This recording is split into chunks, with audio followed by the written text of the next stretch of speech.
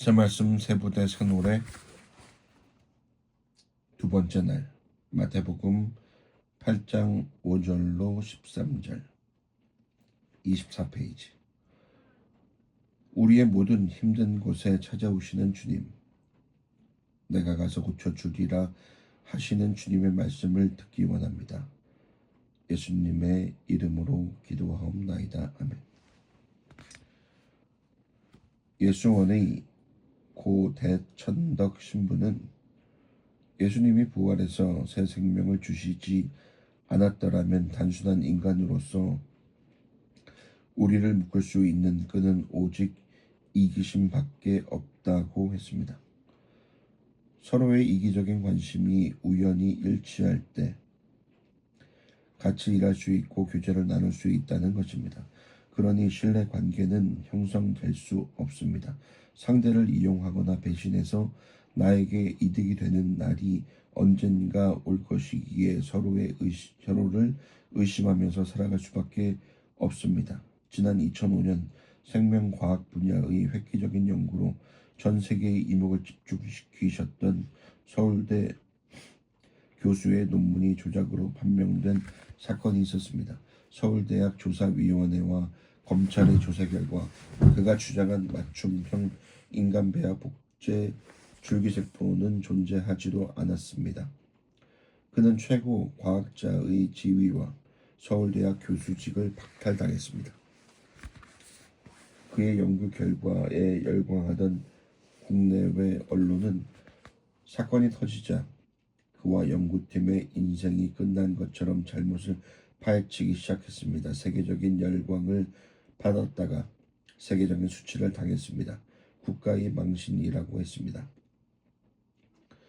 그런 일을 당한다면 인간적으로 정말 살고 싶지 않을 것 같습니다.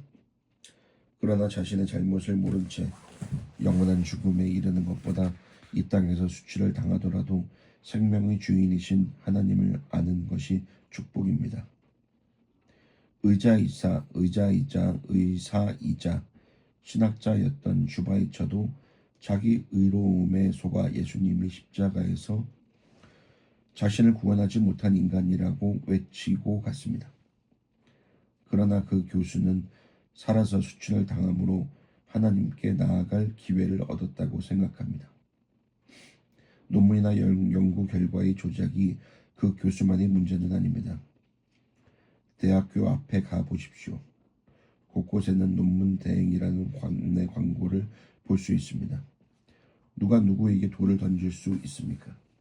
독일의 대표 일간지 디 벨트는 한국 전체가 그 교수를 영웅으로 만들기에 급급했다고 지적했습니다. 생명과학의 10년을 앞당긴 연구 결과라고 갖은 칭송을 보냈지만 모두가 거짓이었습니다. 성공주의와 빨리빨리 문화가 빚어낸 결과가 세계의 놀림거리가 된 것입니다.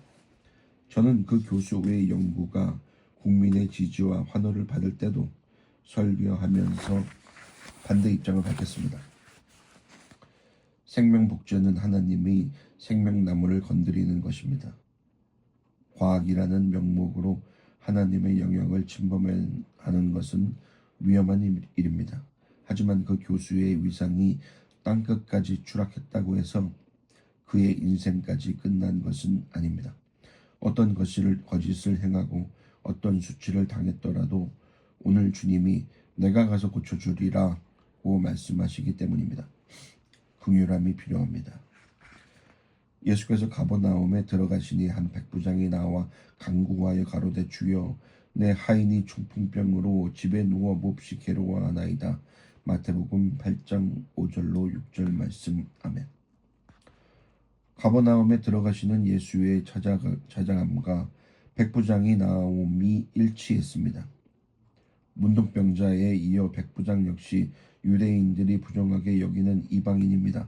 가난하고 애통한 자에게 복이 있다고 하신 주님의 설교처럼 주님이 찾으시는 사람도 주님께 나오는 사람도 각자의 처지에서 가난하고 힘든 자들입니다. 같은 기사를 기록한 누가복음 7장에서는 내 하인을 사랑하는 종이라고 표현했습니다. 여기서 종은 새 한 마리 값도 안 되는 둘로스를 뜻합니다. 나를 무시하는 사람을 사랑하기도 어렵지만 종처럼 무시당하는 사람을 사랑하기는 더욱 어렵습니다. 나를 무시하는 상사나 시어머니에게 순종하는 것보다 매사에 무시당하는 사람에게 하기가 더 어려운 것입니다. 주님은 그렇게 무시해도 좋을 하인을 사랑하는 백부장의 인격에 감동하십니다. 100명의 군인을 거느리는 백부장이 자신과 친족을 위해 찾아온 것이 아니라 자신이 부리는 하인을 위해 찾아왔습니다. 물건에 지나지 않은 종도 이렇게 긍휼히 여긴다면 긍휼히 여기지 못할 사람은 없습니다. 백부장은 예수님께 하인이 몹시 괴로워한다고 말했습니다. 내가 누군가에게 자식을 맡겼는데 내 자식이 괴로워하는 것을 나에게 알려준다면 얼마나 고맙겠습니까? 괴로워하는 것을 숨기고 붙들고 있는 것이 아니라 부모인 내게 알려줘야 고마운 것입니다. 하나님도 그분의 자녀를 걱정하고 안타까워하는 사람을 예뻐할 수밖에 없습니다. 내가 치료하고 살리려고 애쓰지 않아도 됩니다. 괴로워한다고 주님께 보고하면 됩니다. 그 사람의 아픔에 공감하고 그가 낫기를 바라면서 주님, 남편이 괴로워합니다. 내 자녀가 괴로워합니다. 라고 보고하면 됩니다. 그러면 하나님이 손보십니다. 내가 손보려고 하면 괴로움만 더 커질 뿐입니다. 하나님께 아뢰고 하나님이 한번 손보시면 모든 괴로움이 끝날 수 있습니다. 하인의 아픔을 보면서 몹시 괴로워하나이다 라고 말할 수 있는 것이 긍휼의 마음입니다. 높은 곳에서 내려보면서 안 된다고 혀를 차는 것이 아닙니다. 하인의 아픔에 동참하며 그 괴로움을 같이 느끼는 것이 긍휼입니다. 예수님은 단순히 인간이 되시는 것이 아니라 인간의 고뇌와 고통, 죽음에 이르는 완전한 추락을 경험하셨습니다.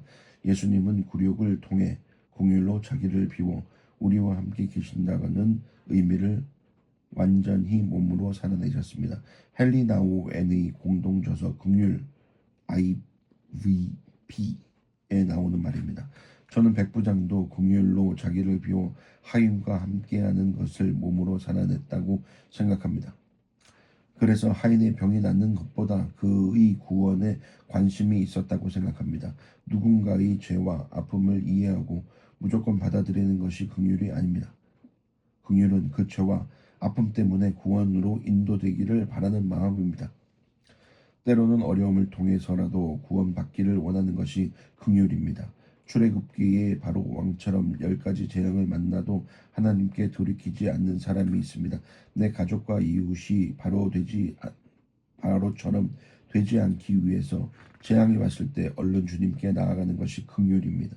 그냥 공감해서는 안 됩니다. 구원이 오직 주님께 있음을 알고 주님께 나와 그의 괴로움을 고해야 합니다. 백부장이 새 한 마리 값도 안 되는 종을 위해 간구한 것처럼 긍휼의 대상과 지경에는 한계가 없습니다. 도저히 공감할 수 없는 흉악한 죄인이라도, 상대하기 싫은 뻔뻔한 거짓말이라도, 나에게 직접 해를 가하고 괴롭히는 사람이라도 우리는 그를 긍휼히 여겨야 합니다. 어떤 목사님의 사모님이 이혼 소송을 냈습니다. 수십 장에 걸쳐 남편의 비리를 밝히는 편지를 판사에게 제출했습니다. 편지에는 몇 월 며칠 몇 시에 성도 아무개 앞에서 나를 무시했다, 시어머니 앞에서 나를 무시했다 등의 내용으로 가득 적혀 있습니다. 유능한 변호사를 구해서 소송에서 이겼고 목사님의 뜻과 상관없이 이혼했습니다. 그 과정에서 목사님은 자신이 아내를 외모로 선택했기 때문에 그런 일을 당했다고 자신의 죄를 회개했습니다. 아내의 상처와 원망이 자신의 삶의 결론임을 인정하고 묵묵히 결과를 받아들일 수밖에 없었습니다. 그래서 재혼하지 않고 오랫동안 혼자 지냈다고 들었습니다. 다윗은 평생 자신을 죽이려고 쫓아다니는 사울을 용서했습니다. 사울을 죽일 기회가 몇 번 있었지만 죽이지 않았습니다. 사울에게 쫓김을 당하다 보니 여호와는 나의 반석, 나의 산성, 나를 건지시는 자를 라는 고백이 절로 나왔습니다. 그렇다고 사울이 죽고 사라지는 것이 여호와가 나를 건지시는 것일까요? 그렇지 않습니다. 사울을 죽일 기회가 있어도 죽이지 않는 것, 그것이 여호와의 건지심이고 보호하십니다. 나를 미워하는 사울을 원망하는 그 마음이 해결되는 것, 나를 죽이려고 하는 사울을 긍휼히 여기는 것이 여호와가 산성이 되시고 반석이 되시는 사건입니다. 오늘 주님께 나아가 그의 괴로움을 고해야 할 자녀와 배우자가 있습니까? 그 사람 때문에 괴로운 것은 나라고 내가 힘든 것만 말하고 있습니까? 내 자신이 주님의 긍휼 없이는 살 수 없는 죄인이기에 잘난 사람과 못난 사람도 미운 사람과 원수 같은 사람도 모두 긍휼의 대상임을 깨닫습니까? 겸손이 필요합니다. 가라사대 내가 가서 고쳐주리라. 마태복음 8장 7절 말씀하면 주님이 내가 가서 고쳐주리라고 하신 것은 직접 가서 고쳐주신다는 적극적인 뜻과 함께 정말 내가 가서 고쳐주기를 원하느냐고 물으시는 뜻도 있습니다. 백부장이 믿음을 확인하시는 것입니다. 백부장이 대답하여 가로되 주여 내 집에 들어오심을 나는 감당치 못하겠사오니 다만 말씀으로만 하옵소서. 그러면 내 하인이 낫겠삼나이다. 마태복음 8장 8절 말씀. 아멘. 주님의 말씀에 백부장은 예수님의 절대 권위를 인정하고 말씀으로만으로도 병이 낫겠다고 믿음의 고백을 합니다. 자신의 볼품없음을 알고 멀지 않은 곳에 집이 있는데도 말씀만 해 주시기를 간청합니다. 세상에서 목에 힘주고 사는 백부장과 비교할 때 초라한 목수에 불과한 예수님입니다. 하지만 그분의 권세가 하나님에게서 나오는 인생의 모든 일을 주관하시는 권세임을 알고 있었습니다.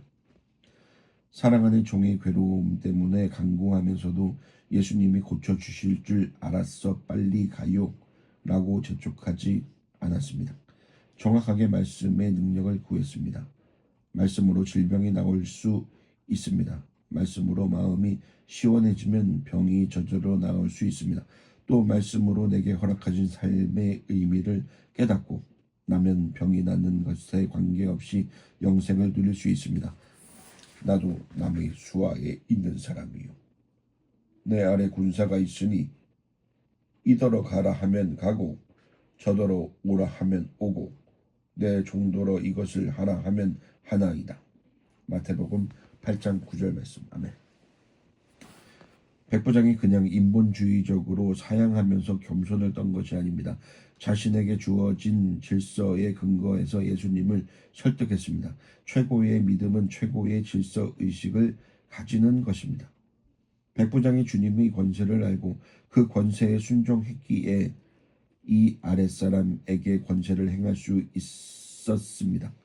예수님도 하나님의 권세에 순종하여 이 땅에 오셨기에 이 땅의 사람들에게 권세를 행하실 수 있었습니다.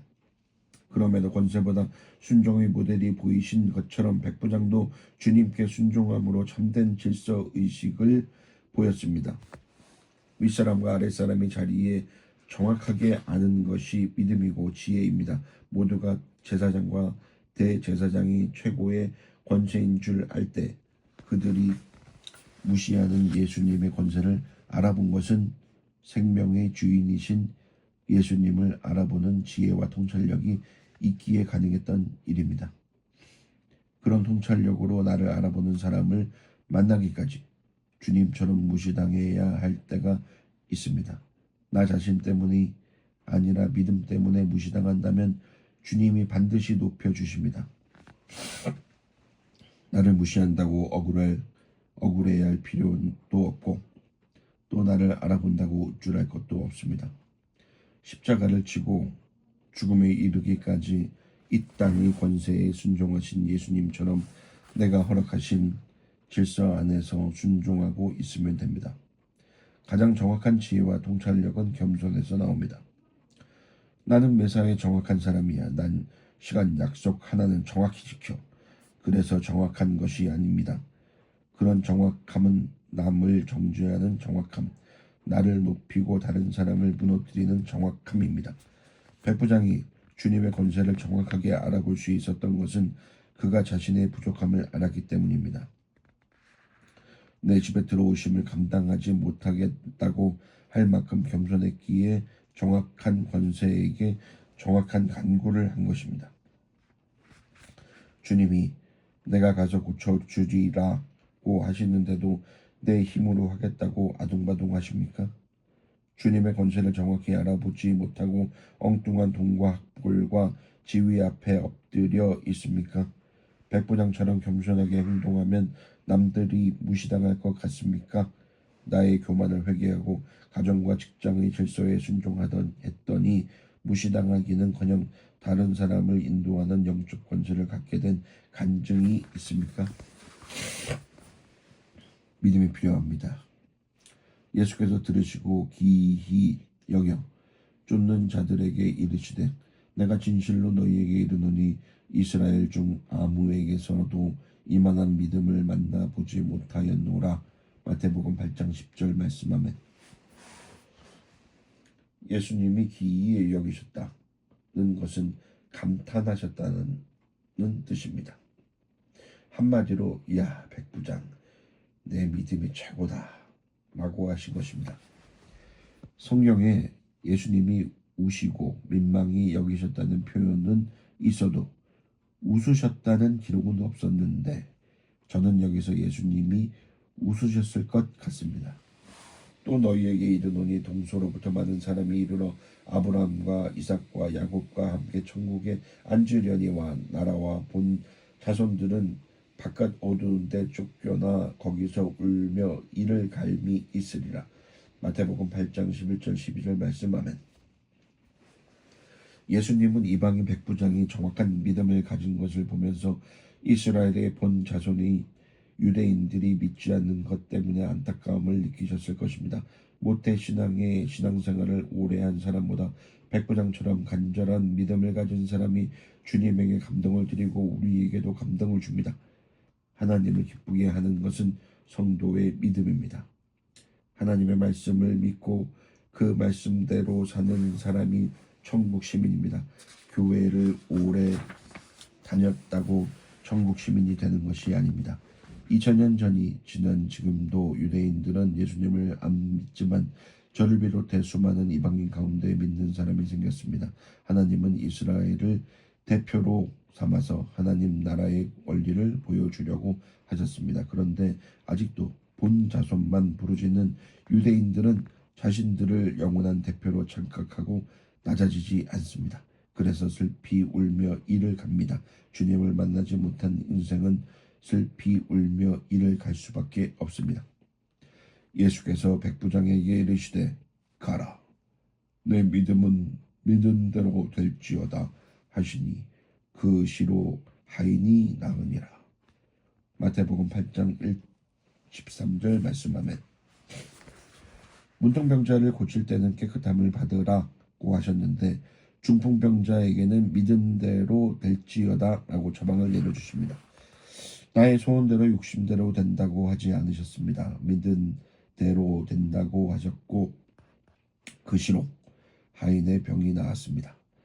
그런 믿음의 역사가 일어나려면 나의 믿은 것이 선해야 합니다. 돈을 믿어서는 되지 않습니다. 지식을 믿어서도 되지 않습니다. 사람을 믿으면 믿은 대로 되지 않습니다. 믿음을 저버리는 배신과 실망만 있습니다. 4대째 모태신앙으로 교회에 빠짐없이 출석하고 반주자로 봉사했어도 젊은 날 저의 믿은 대로는 능력과 성공이었습니다. 고등학교 때 집안이 어려워지면서 아르바이트하며 학교 공부와 피아노 연습을 했습니다. 대학에 들어가서도 학비와 생활비를 버느라 아르바이트를 쉬지 않았습니다. 장학금을 받으려고 수업에도 절대 빠지지 않았습니다. 그러다 부유한 집안에 능력 있는 의사 남편을 만나 나의 믿은 대로 교수의 꿈을 이루어질 줄 알고 결혼했습니다. 남편에게 믿음이 없는 것을 알면서도 나 자신을 믿고 돈을 믿어서 믿은 대로 될지어다 하고 불신 결혼을 한 것입니다. 주님과 상관없이 나의 믿은 대로 사는 삶은 언제나 굴욕적임을 기억합니다. 교회에서 반주자로 섬기면서도 사례비에 연연했기에 굴욕적이었습니다. 장학금과 아르바이트에서 번 돈으로 집에 생활비를 냈어도 돈 1,000원에 벌벌 떨며 살았기에 굴욕적이었습니다. 미팅도 안 하고 공부와 피아노 연습을 열심히 했어도 그 목적이 장학금이었기에 굴욕적이었습니다. 부잣집에 시집을 갔어도 내 야망과 교양을 내려놓지 못했기에 돈 10,000원도 마음대로 쓸 수 없는 굴욕적인 삶이었습니다. 그러나 주님은 그 굴욕을 헛되게 하지 않았습니다. 예수님이 굴욕을 통해 긍휼로 자기를 비우신 것처럼 저도 돈과 성공에 매였던 굴욕의 삶을 통해 긍휼과 정신을 배웠습니다. 남들에게 그렇듯 해 보여도 내 안에서는 너무나 치사하고 비참한 굴욕을 맛봤기에 긍휼로 다른 이들의 삶을 공감할 수 있었습니다. 주님이 기이 여기시는 믿음을 긍휼히 믿음입니다. 죽기까지 나를 낮추고 나의 보잘것없음을 인정하는 겸손의 믿음입니다. 당장 눈에 보이는 병고침이나 물질이 없어도 말씀만 하시면 낫겠나이다. 하나님 말씀만 있으면 살겠나이다. 라고 말할 수 있는 정확한 믿음입니다. 그 믿음을 가지고 나와 다른 이들의 아픔을 말하고 주님께 간구할 때 믿은 대로 될지어다의 응답이 즉시 이루어질 것입니다. 오늘 말씀의 능력을 믿고 큐티를 하는 우리를 보면서 내 믿음이 최고다 라고 감탄하시는 주님의 기쁨이 느껴지십니까? 나의 잘못된 믿음대로는 무엇입니까? 그것 때문에 실패하고 굴욕을 당하더라도 다시 주님의 말씀을 붙잡고 기도드릴 때 믿음대로 될 것을 기대합니까? 아버지 하나님, 예수님 없이 이 땅에서 우리의 관계를 이어주는 것은 오직 이기심밖에 없다고 했습니다. 부부간의, 부모와 자식간의, 직장에서 나와 나의 이기심으로 이해타산을 따지고 있기에 모두가 병들어 죽어가는 것을 불쌍히 여겨주시옵소서. 다른 곳이 아닌 내 안에 우리 가정과 교회와 나라의 총체적인 거짓과 성공주의와 출세병이 있음을 고백합니다. 아버지 하나님, 이제 고쳐주시옵소서. 우리의 상한 마음과 질병을 고쳐주시옵소서. 주님만이 고칠 수 있는 것을 믿고 주님께 나아가기 원합니다. 주님의 찾아오심과 나의 나아감이 일치하기를 원합니다.